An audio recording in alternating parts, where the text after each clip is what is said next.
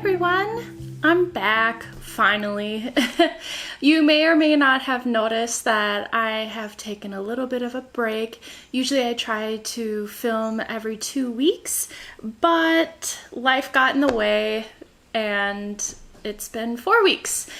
I have been out of town the last 3 weekends, which kind of explains why I haven't had time to film, but I also haven't been able to work quite as much because now that summer's here, I am out doing yard projects and I have a ton of different summer activities that I've taken on, and I'll get into that at the end of the episode, kind of catch you up on life things. But yes, so this is the Brookwillow Knit channel. My name is Anna. If you're new here, welcome. Yeah, and so I mentioned that I haven't been able to work on things quite as much. However, I have been able to finish 3 projects since yesterday. I finished 2 yesterday and 1 today. One of the projects being this dress that I'm wearing, which I'll get into more in the sewing portion of the video. But in the meantime, let's jump just right into the knitting. If you've been following along, you may have known that I've had a languishing WIP that I started last September. And that is the Sotabosc shawl. It's a lovely cable knit, one color shawl. It's the first one I've ever made from Laine's 52 Weeks of Shawls. The designer is Elena Solier and her Instagram handle is Zala Wool. But yeah, let me just go ahead and show you it. So I finished this morning and it feels like quite the accomplishment. Obviously I haven't had time to block it yet, which I will do soon, but yeah. The reason why I got so stuck on making this one is because I was getting close to finishing up all of the spinning I had to do for the Night Shift shawl by Andrea Maury, a shawl that I've been wanting to knit for a very long time, but I did not want to start that shawl until I finished this shawl because I don't need 2 shawls on the needles. And I knew I was going to want to cast that other one on very soon because I'm really excited to knit it up. So I didn't want to be held up with this one. So I mentioned that I was going out of town a lot these last 3 weeks, and one of the big reasons why I was able to finish this is because I only brought this with me. So I only had one option of something to knit, and after knitting it on the weekends I just got really in the flow of it, and once I saw the light at the end of the tunnel, I'm like, you know what, I think we just need to finish it, and that way it's off the needles and I can just focus on summer knits the rest of summer, because summer is here. It's already very hot, which is another reason why I'm excited to have this off the needle, because it's wool and it's very rustic wool, so it just feels extra warm. But yeah, let me talk about the pattern a little bit. So like I mentioned, it's all over cable, and that's another reason why it took so long, but you start at the end here and then you work your way, every round you increase, or every other round you do. And it's just kind of this like off-center triangle, kind of. It only increases on one side and then it's flat on the bottom here. And then it's the same pattern throughout, and it's pretty easy to memorize, which is really nice for how much cabling there is. And then you get to the end here and the cables change a little bit. They become a bit more elongated. So let me see if I can show it to you closer.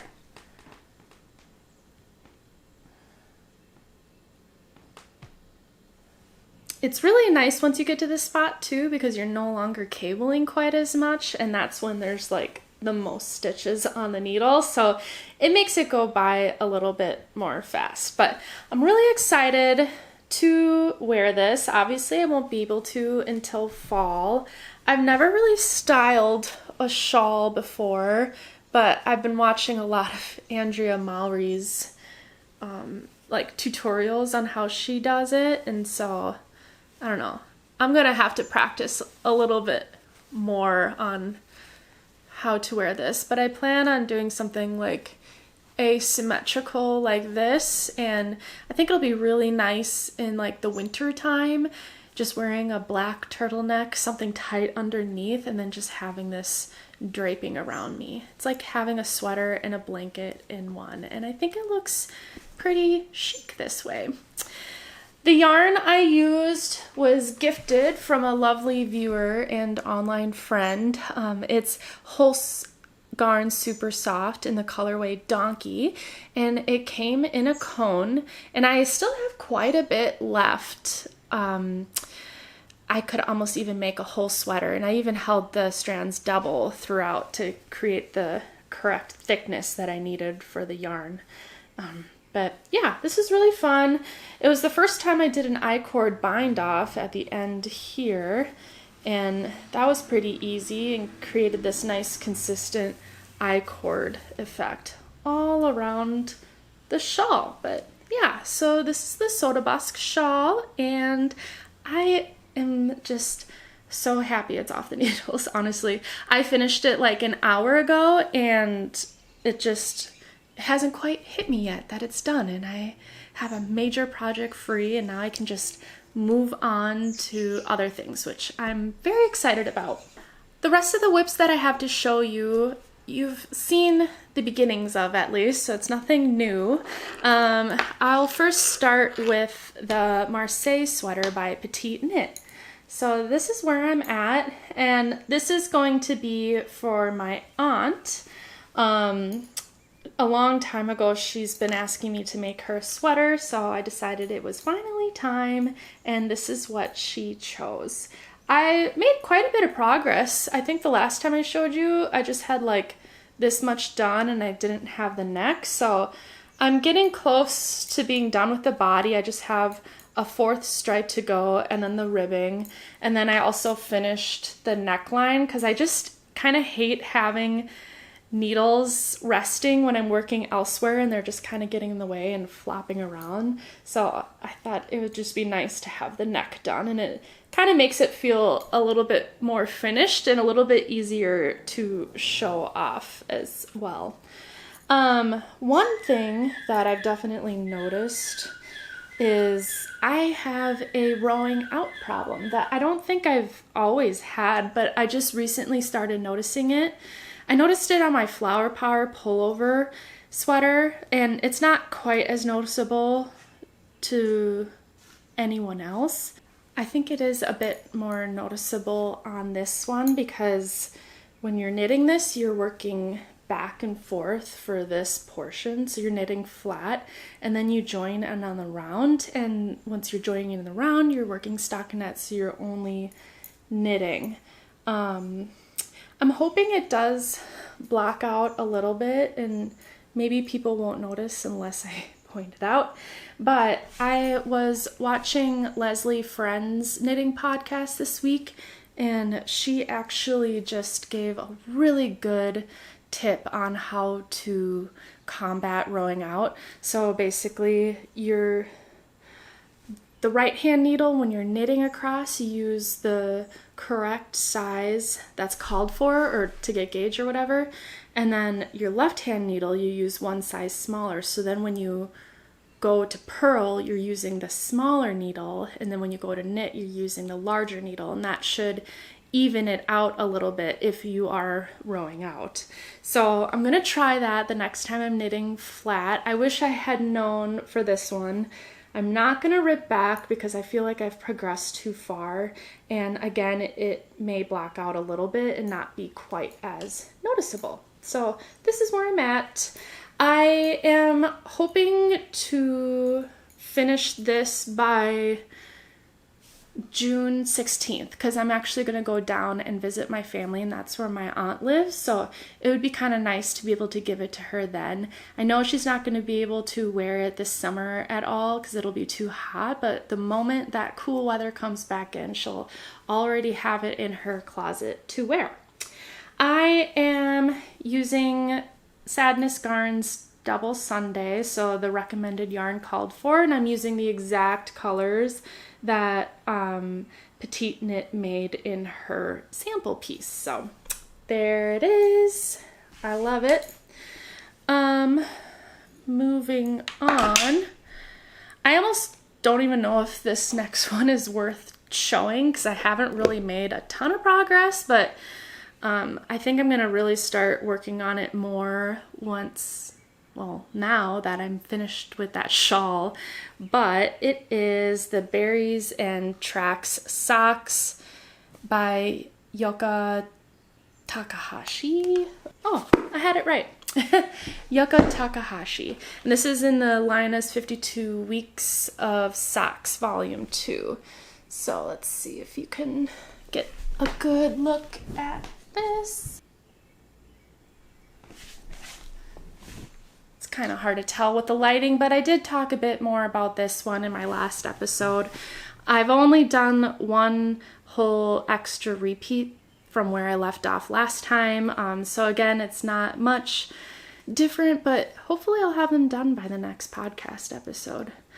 I am using Life in the Long Grass. They have like a sock and yak base.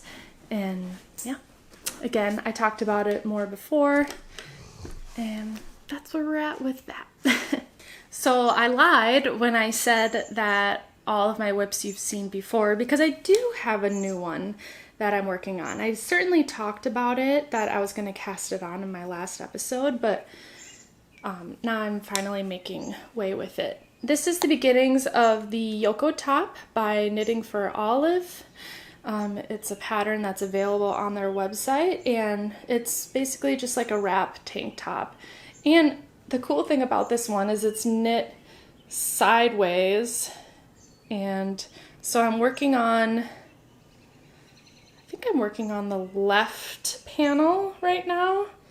So I think it's gonna go up like this, and then it goes kind of into a strap here, and then it'll wrap around, and then I'll have another panel coming up on this side. And it's been a very interesting construction for sure. You do these different increases at different rates to kind of create this effect right here. And so far I've been really liking this. It's somewhat of a mindless knit. You do kind of have to pay attention to when you're supposed to increase, because like I mentioned, it's at different times. It's not like a consistent increase, so you have to pay attention to that a little bit. But other than that, it's like a 2x2 rib pretty much.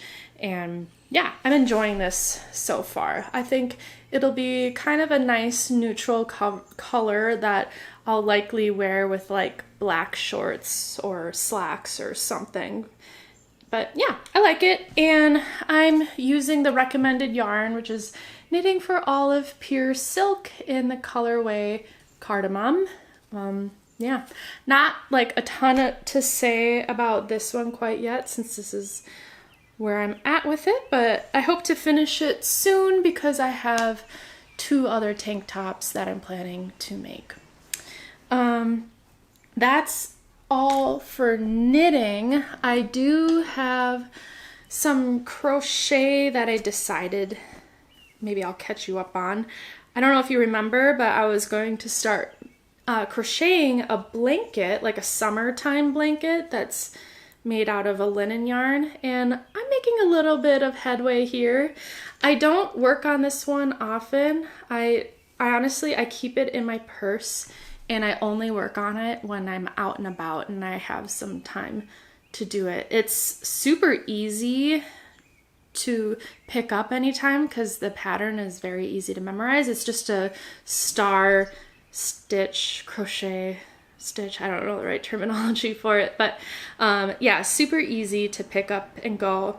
I know once it becomes a bit bigger and more of a blanket size, I won't be able to take it anywhere, but for now it's doing the trick. So let me just show you a little bit closer here.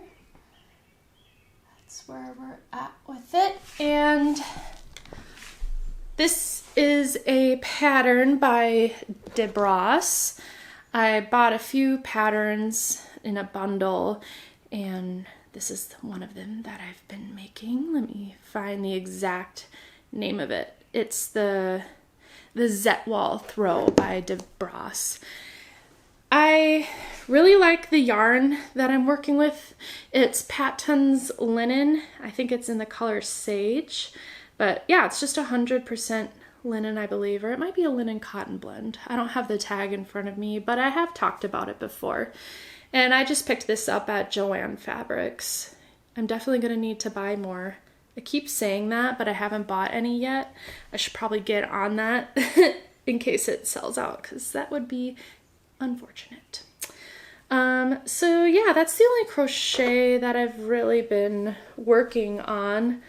I'm kind of sad because I started another crochet project that I've talked about, which is the striped lumbar pillow in like red and white stripe that I was making, and I honestly have not even touched that since I talked about it in one of my podcast episodes. But that's not really a seasonal item. I can really finish it at any time because it's a pillow. It's not like it's a tank top that I only have a certain time to wear it, or a sweater. So we'll see. Whenever the crochet bug gets me again, maybe I'll start working on it soon. But it would be kind of nice to have.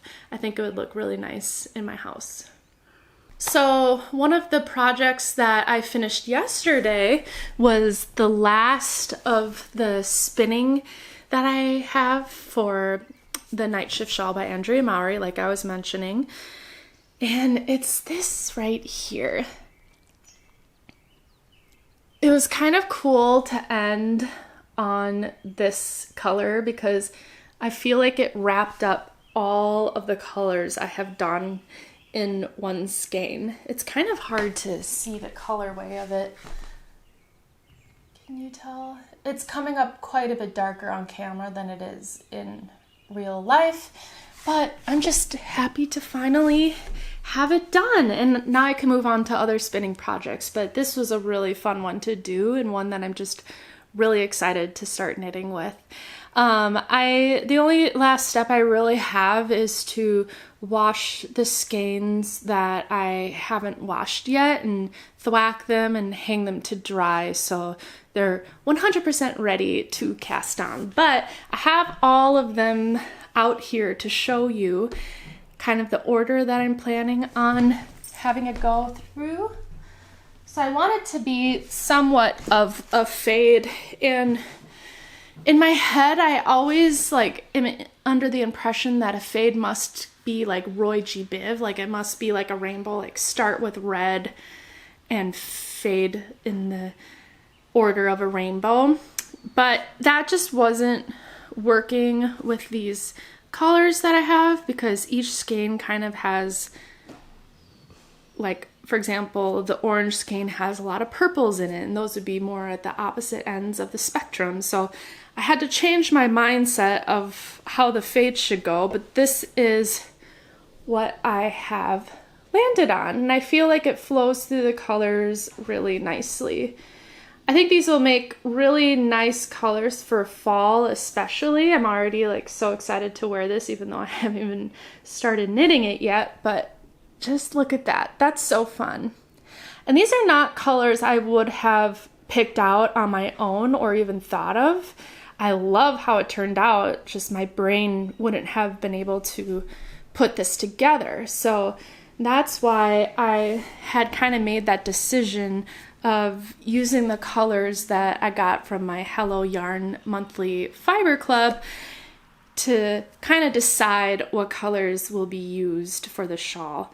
I did have one color in here that just was a little too much of an outlier, so I eliminated that one and traded it out with this final one, and it really just worked out perfect. And as I'm sitting here looking at it, I'm like, oh, I just want to knit this up so bad. So I don't know. I kind of think I have to finish one more project before I cast on this shawl, but yeah, I'm pretty excited for this as well. So I've got to say, I have been hit by the sewing bug. I got my Sojo back, and I am just very excited about it. I haven't really sewn many garments in the last year. I think I made like 2 pairs of pants and a blouse, which is actually still pretty good considering I have all of these other projects that I work on and other hobbies and stuff like that. But it wasn't until Birgitta Helmerson came out with her new book, Zero Waste Patterns, that really did it for me. But let's back up just a little bit. Let's just start with this dress first.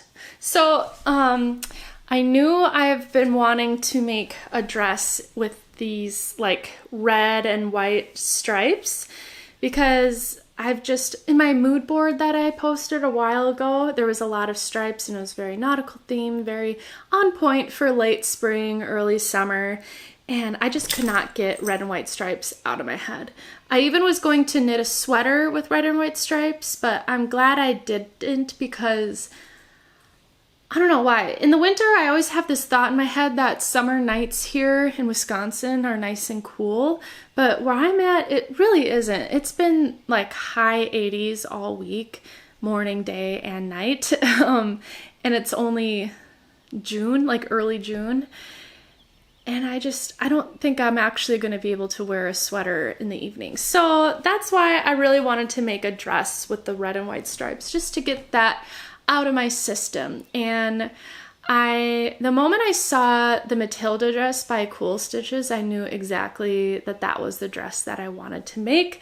I just absolutely love the Empire waistline, but also this ruffle texture or detail at the top really solidified it. So I can kind of show you it here. I'll put up a picture as well showing off the whole thing, but I just really liked all of the details in this dress. So starting with the straps here, it's really nice because they have the like adjustable bra strap style on it, so you can adjust it to be exactly how you need it to be, which eliminates the second guessing of if you're putting it on just right and having to go back and fix it and go back and fix the adjustment of the strap. You can just adjust it right here, and that's already come helpful because I've had to adjust it a few times to get it exactly how I want it to be. And then, like I mentioned, we have this ruffle detail right here, which I just think is such a cool detail. Don't look too closely because my ruffles are a little bit off.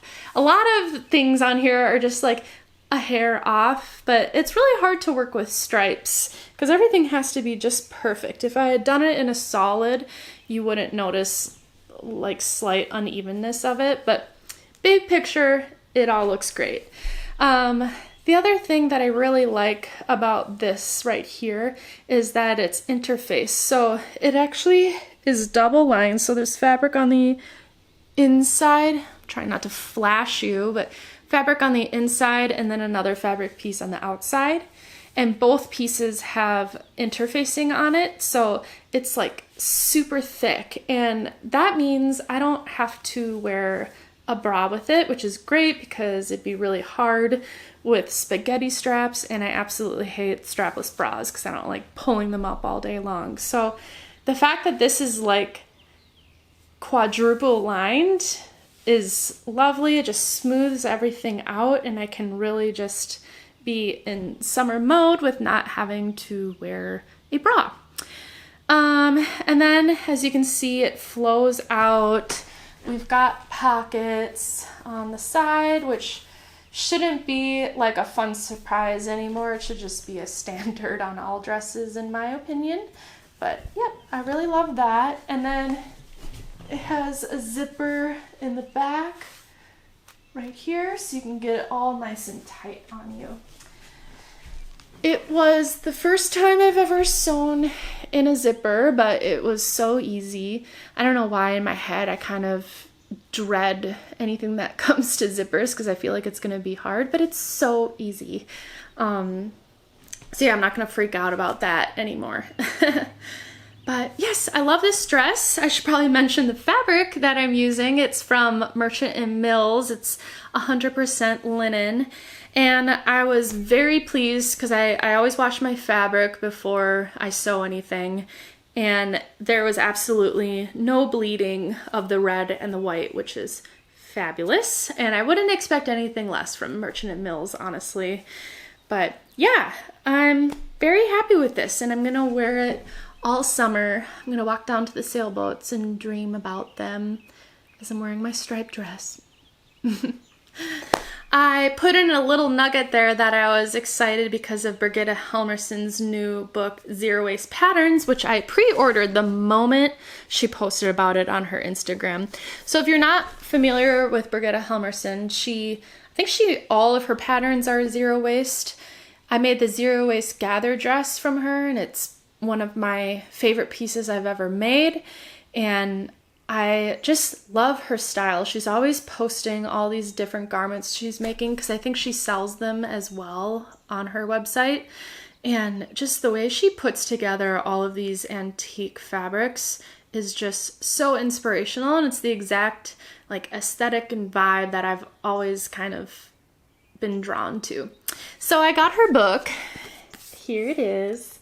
And it is just chocked full of so many amazing patterns. Now, I'm going to preface this by saying I'm not sponsored at all. I am just genuinely so excited. So the way that she kind of created this book is she made 5 block patterns, so like staple patterns. So there's like a tank top, a t-shirt, pants, I think a skirt, and there's one more. Oh, I think it was a button up. And then, so those are all of like the base patterns. And then she turned those patterns, she made hacks for all of them to kind of turn them into different patterns that look totally different from the original. And so it made 20 different patterns that are all in this book here. And I think this was like under $30. So to have 20 patterns for under $30 is incredible. And the best thing about it is there's no pattern that you have to cut out and trace and then cut your fabric out of. They're all kind of using rectangles. There's just a couple pieces that don't use rectangles that she put on the inside of the leaflet here that are kind of like weird shapes, but yeah, like I said, I want to make absolutely everything. I'll show you a couple examples of some pieces that I especially am like, yeah, I need to make that. So one of them is this wrap top here. I absolutely love it. I've been in really much of a wrap vibe lately. I'm knitting that wrap tank top. I want to make this shirt. I really want to make a wrap dress, but I especially want to make some wrap pants. I've seen some hacks out there on turning other pairs of pants into wrap pants, but I wish someone would come out with the pattern just for wrap pants because I'm not confident enough to do any hacking of patterns. But yeah, just loving the wrap vibe. I really want to make this boiler suit. I think this is so cool, and I really like how it's not super tight. I think a lot of boiler suit patterns out there are like skin tight, but this one's a bit more oversized, and I think that's definitely something I can get on board with. There's one more for sure. I won't show you all the patterns because that would just take forever. Okay, there's 2 more that I'm going to show you.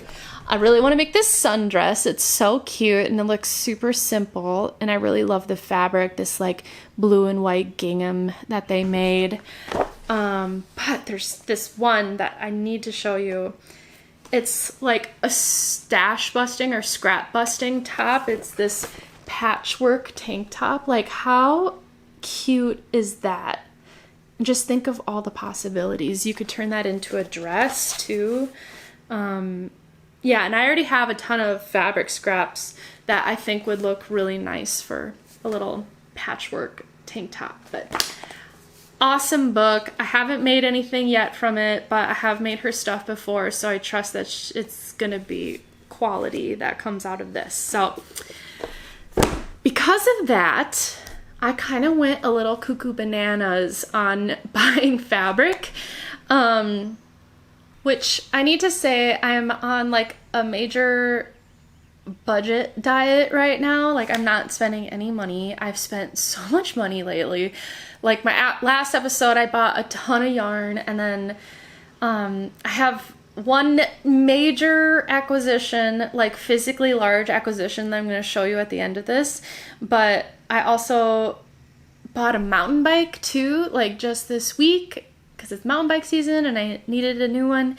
And I bought all this fabric that I'm about to show you. So like after this, I'm like, I'm not spending money anymore. But it's kind of nice because with the fabric and then all of the yarn that I have in my stash and what I can spin and this shawl and everything, I think I'm set through summer. Like I even have yarn to get me started on fall attire when that comes up as well. So I'm gonna be set for a while, but let me just show you the fabric instead of rambling on.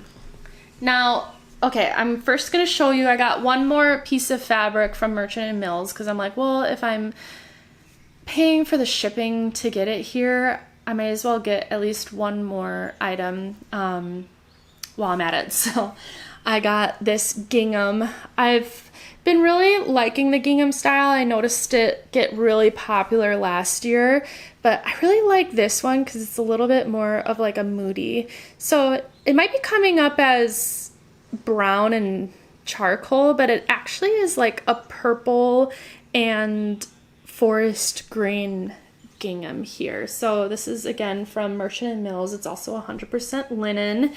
And I do have another project planned for this already. Let me just look it up really quick. And it's not a Brigitte Helmerson one because I picked this out before I got the book. But it's the Maynard dress by Elba Textiles. So this is another wrap style dress, and it's also zero waist. And I really like, I think it's zero waist. I'm not sure actually. Oh, it is. And I just like the asymmetrical look of it, and I just thought it would look really cool in this gingham here. So that's probably the next one I'm going to do because I already washed this fabric as well. So I just need to cut out the pieces and then it's ready to go. But all right, so I was inspired by Brigitte Helmerson and how she finds all of these antique fabrics and kind of turns it into garments. I think that's a really cool look. So I started looking online for thrifted or secondhand or like antique fabric shops because it really is kind of hard to come by at the thrift stores, at least around me. I've tried to use bed sheets, but sometimes they end up looking a little too bed sheety. And other fabrics, if they like smell weird or whatever, give me like a bad vibe.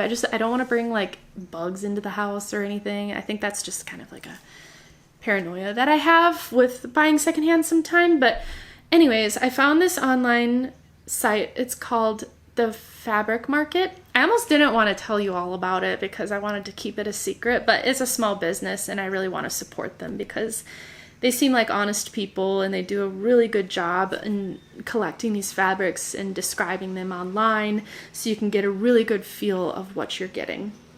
Now, I went wild. I bought a lot because the prices were insane. So I feel like with fabric, it kind of generally runs from like $10 to like $40 US a yard.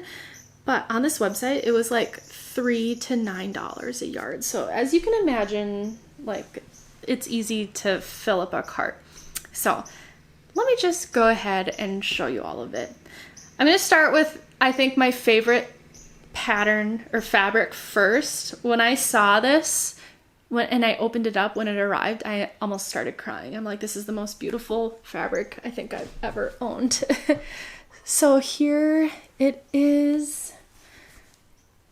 It's a cotton with like eyelet and embroidery, and the colors of this embroidery is just absolutely perfect. And it's like in really good shape. I think it wasn't ever like used as fabric before. It just came right off the bolt or whatever. But yes, so here's the first one. I think I'm gonna make this one into like a short sleeve dress, maybe a button down or something. But yeah, that's kind of what I have envisioned for this one. And then I have a cotton one. I'm trying to work with more cottons too. In my head, I always feel like I have to buy just linen for summer garments, but I can buy cotton too. So I got this blue and white striped cotton here. And then I have, this one's kind of a linen blend, and it has these cool like mustard embroidery looking stripes on it. I think that would be something really cool. This one is another cotton and kind of just like a camel color, which I think it's good to have some somewhat neutrals as well. And then this one is really cool. It's this forest green. It has these subtle striping in it, but it's so drapey. Like, look how drapey that is. And I think that's like 3 yards right here too, so, which is kind of crazy. But yeah, I'm envisioning maybe a blouse with this. We'll see. This one I really like. There's kind of this like spaghetti strap pantsuit type pattern in the zero waist that I think would look nice. It kind of has this like subtle, I can't think of the pattern name for that, but just some subtle coloring throughout that I really like. This one is more of a linen blend, like a really thick linen. It's just like this plain, you know, oatmeal color. I think that would be kind of nice in the boiler suit that I showed you. This one is wool and it's thick, and I thought it would be really nice to make like a fall jacket out of, or a coat. So like, look how thick that is. But I really liked the colors on this, and I thought it was super unique. It has like purple, white, cream, blue, green, all of my favorite colors right now for that one. And then of course a classic yellow and white gingham, which I kind of want to make a long tiered skirt out of. That one's a cotton. And then finally there's this kind of, it's like a really light pink, almost oatmeal, with this like subtle gray pinstriping down it. So I've got just a ton of fun fabric to work with, and full transparency, all of this fabric was under $200. I think it was like $150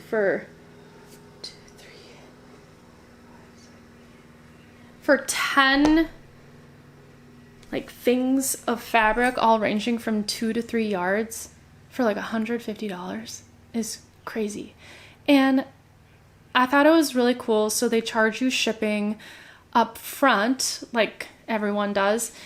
But then I got an email shortly after saying like, oh, we're gonna refund you like $2 because shipping ended up being a little bit cheaper. So it could have been so easy for them as a company to just hang on to that $2, but the fact that they were so transparent and honest and just refunded the $2, I thought was so cool, and that's something that's never happened before. So that's why I want to support them and tell you all about them.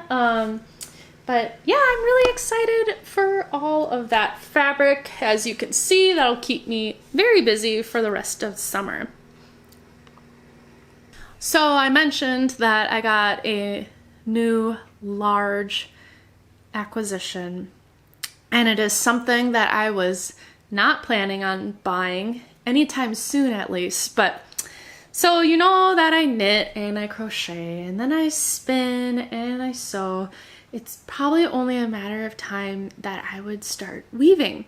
Well, my Aunt Mary, the one who I'm knitting the sweater for, she reached out to me one day and she's like, you gotta text my friend. She's selling her floor looms. They're like professional floor looms. She just can't really work on them anymore with her shoulder and her back. So I figured, well, I'll just text her to just see what she has available and maybe how much she's selling them for, because what can it hurt?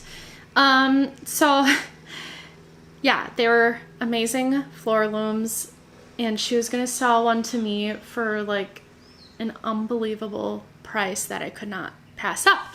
So I ended up getting it. She drove it out from Portland area, and it's the Shacked Baby Wolf floor loom. I can't show you it right here because it's so big. I actually have it up in my bedroom. But yeah, I'm so excited. And if anyone's in the Portland area, she's still selling her second floor loom, or I think it's like kind of more of a tapestry style one. So if you're interested, reach out to me and maybe I can connect you to if you want to buy one as well. But yeah, I don't even know where to begin with this thing. It's like looks so complicated. And right now I don't even have the brain capacity to try to figure it out. There's some other pieces of it that I need to buy still, but I think I was just gonna start out with maybe learning how to use it without even touching it yet. So I ended up signing up for School of Sweet Georgia because they have a lot of weaving classes online, and so I started that and I started watching some videos, and again I haven't had time, so this might not be until like fall time when things wind down a little bit that I can really get going with it. But I'm so excited for it. I'm really excited to like make my own cloth. I think I have just this vision of making a bunch of fabric and sewing it into garments. Oh, I just think that would be so cool. I'm really excited for it. But again, my brain can't even touch it yet because I've got a lot to do. And that kind of leads me into what I've been up to lately. So I mentioned I've been out of town for 3 weeks. It's like bike race season, being summer, so he does all of the bike races around here and kind of around the country sometimes too. But so 3 weeks ago he had one out in Cable, Wisconsin, so we went and stayed at our friend's lake house near Danbury, and I went along with that. I didn't race or anything. I just hung out at the cabin and knit, and that was a lot of fun.